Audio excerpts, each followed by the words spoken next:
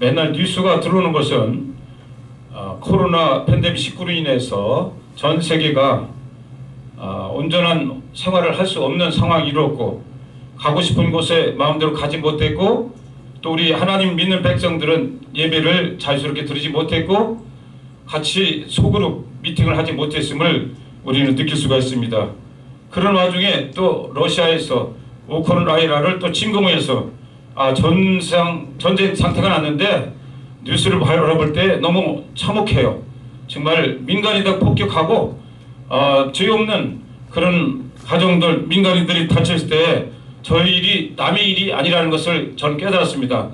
우리 대한민국도 지금 남북이 대치되어 있는 상태에서 안보를 우리가 지키지 아니하면 정말 저렇구나. 우리가 할 수 있는 것은 뭐예요? 하나님께 기도하는 것뿐입니다.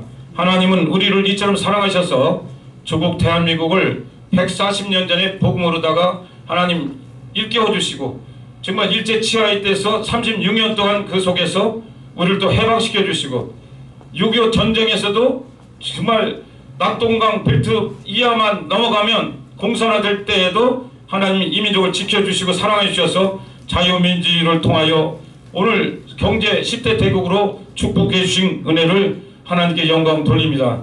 3월 4일 마라나타 복음 방송에서 하나님 말씀을 증거한다는 것은 기적이요 축복인 줄 믿습니다.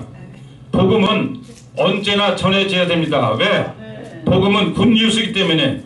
헬라어로 유앙겔리온이라고 그러는데, 이 복음은 예수님이 이 땅에 오셔서 우리를 대속한 은혜가 있고, 또 부활하셨고 승천하셨고 다시 재림으로 오실 그 주님을 우리는 기다리기 때문에 이 복음은 굿뉴스가 아닌 줄 믿습니다. 어떤 뉴스보다도 제일 소망 있는 말씀, 오늘도 그 생명의 말씀을 우리에게 주신 하나님께 감사 영광 돌립니다. 예수님은 갈릴리에서 마귀에게 시험당하고 성령이 기름 부어가지고 공생의 사역할 때에도 병 고치면서 뭘 했느냐? 복음을 전파하셨어요. 하나님 말씀은 어느 곳에서나 전합니다. 그러니까 때를 얻든지 못 얻든지 너희는 하나님 복음을 전파하신 그 말씀을 통해서 오늘 이 자리에서 복음을 전파하는 줄 믿습니다. 오늘 성경 말씀은 마리아와 마르다와 나사로의 가정이에요. 예수님과의 관계가 굉장히 친밀한 관계에 있어 이루어지는 사건을 하나님은 지금 말씀을 소개하고 있습니다. 요한복음 11장 4절에 예수께서 들으시고 이르시되 이 병은 죽을 병이 아니라 하나님의 영광을 위하며 하나님이 아들이 이로 말미암아 영광을 받게 하려 함이라 하시더라. 이 얘기 뭐냐면, 마리아가 나사로 오빠가 죽었어요.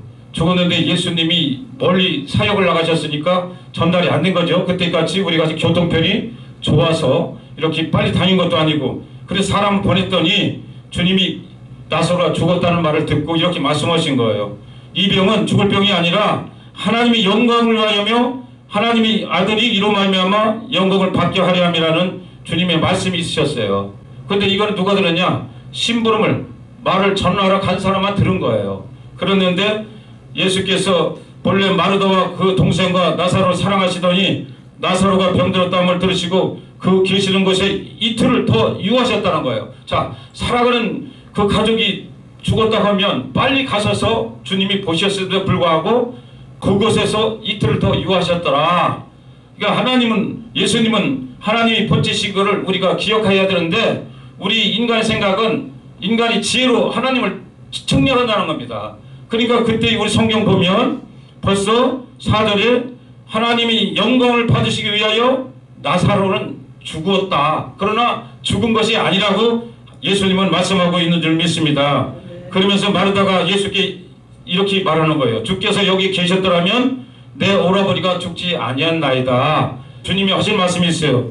예수께서 이르시되 나는 부활이요 생명이니 나를 믿는 자는 죽어도 살겠고 무릇 살아서 나를 믿는 자는 영원히 죽지 아니하리니 이것을 내가 믿느냐? 아멘. 오늘 나사로를 왜 여기에 등장시켜가지고 이런 말씀 우리에게 증거해 줄까 하는 말씀을 내용을 보니까, 하나님은 전지전능하시고 무소부재하신 분이고 없는 것을 있는 것까지 부르신 분이란 말이에요. 생명체도 주관하신 분이란 말이에요. 그런데 우리는 하나님이 믿는다 하면서 내 말씀을 믿을 때는 여기로 믿는데, 진정으로 하나님 말씀이 내 가슴으로 와서 그것이 말씀이 내마가 되어야 되는데 결국은 우리가 형식적과 의적인 예배 속에서는 지식인 예수님을 믿기 때문에 하나님 완전히 온전히 믿을 수 없다는 겁니다. 그러니까 예수님이 미치지 않고는 하나님과 동질성을 가질 수가 없다는 거예요. 그러니까 우리가 21세기 우리 살아가는 정말 우리도 믿음이 정말 인노를 하는 우리도 또 주님이 살아계시다는 걸 믿는다면 눈에 보이는 거 없고 귀에 들리는 거 없고 손에 잡히는 거 없을지라도 그 언약의 말씀 붙잡고 가면 홍해는 지금도 갈라지고 역사는 이루어지는데 그것을 못하는 것이 믿음이 없기 때문에 오늘도 이런 역사는 안 일어난 줄 믿습니다. 유대 문화는 그렇게 돌을 불 속에다 옮겨놓는 거예요. 그리고 돌을 딱 막아놓는 거예요. 그러니까 주님이 오셔서 뭐라고 하는 거예요? 돌을 옮겨놓으라 그랬어요. 예수님이 마르다와 마리의 이 가족들에게 돌을 옮겨놓으라 그러니까 뭐냐면 현재의 상황을 얘기하는 거예요. 죽은 지가 며칠 됐어요? 나흘이 됐어요. 그리고 시체가 썩은 냄새가 지금도 나고 있는 거예요. 여러분 가망 있습니까? 없습니까? 인간적으로 도저히 상상할 수 없는 거예요. 그러니까 하나님 믿음은 이론적인 상식적인 것이 아니라 하나님은 초자연적이라는 겁니다. 말씀은 창세전부터 요한계시록까지 하나님이요. 그거는 우리만 창조한 것이나 우주 만물을 다 창조하시고 지금도 운행하고 역사하신 것을 믿어야 될 줄로 믿습니다. 그렇기 때문에 절망 가운데 환경 가운데 어둠 가운데 있는 이 상황에서 주님은 이 돌을 옮겨 놓으라고 합니다. 그러니까 무슨 말씀하시냐? 오늘 하이라이트 예수께 이르시되 내 말이 내가 믿으면 하나님의 영광을 보려 하지 않느냐. 오늘 이 시대 살아가는 우리도 마찬가지입니다. 눈에 보이는 것 없고 귀에 들리는 것 없을지라도 하나님 말씀하시면 그 길을 가면 내가 사자굴이 돌아갈지라도 정말 칠가루 더하는 풀무불에 들어갈지라도 하나님의 나를 건져주지 아니할지라도 우리는 그 길을 걸어가야 될 줄로 믿습니다. 왜? 하나님은 신실하시기 때문에 조금도 언약의 약속을 변함이 없기 때문에 우리는 그에게 믿어야 될 줄로 믿습니다. 이 성경 말씀이 인간의 어떤 지혜서나 역사서나 문화서나 이런 걸로 되어 있다면 우리가 이렇게 믿을 필요가 없어요. 근데 하나님은 이 말씀 뭐냐? 하나님이 창조의 말씀이에요. 오늘도 우리가 생명을 주신 하나님 말씀인 줄 믿습니다. 하나님께서 이제 그러고 나서 41절 돌을 옮겨 놓으니 예수께서 눈을 들어 물어보시고 이르시되 아버지여 내 말을 들으신 것을 감사하나이다. 항상 내 말을 들으시는 줄을 내가 알았나이다. 그러나 이 말씀을 하옵는 것은 둘러선 무리를 위함이니 곧 아버지께서 나를 보내신 것을 그들로 믿게 하려 함이라.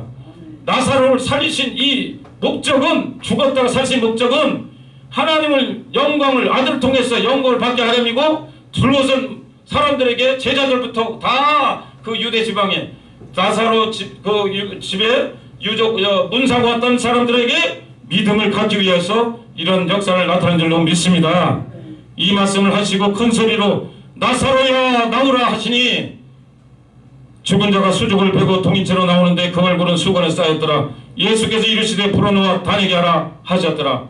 하나님은 생명을 주시는 것뿐만 아니라 우리에게 자유의지를 주십니다. 오늘 조국 대한민국 심히 어려운 가운데 있어서 지난 5년 동안 정말로 눈물로 기도한 성도들이 많이 계십니다. 정말 한 지도자가 얼마나 소중한 것을 우리는 뼈저리게 느낍니다. 자유민주주의, 자유시장경제, 한미 굳건한 동맹, 이승만 대통령이 이 기독교 이국론 바탕을 세운 이 나라가 이렇게 파괴되니까 사회주의로 흘러가고 공산주의가 장악하니까 얼마나 탄압 속에서 우리가 살았습니까?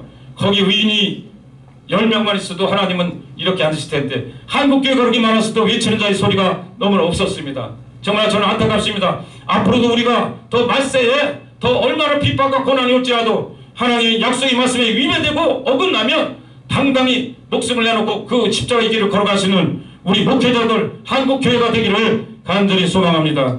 오늘 하나님께서 주신 말씀 요한복음 11장 39절 44절 말씀 우리에게 생명을 타신 하나님 우리에게 자유를 주신 하나님 오늘도 말씀하지 않습니까? 풀어놓아 다니게 하라.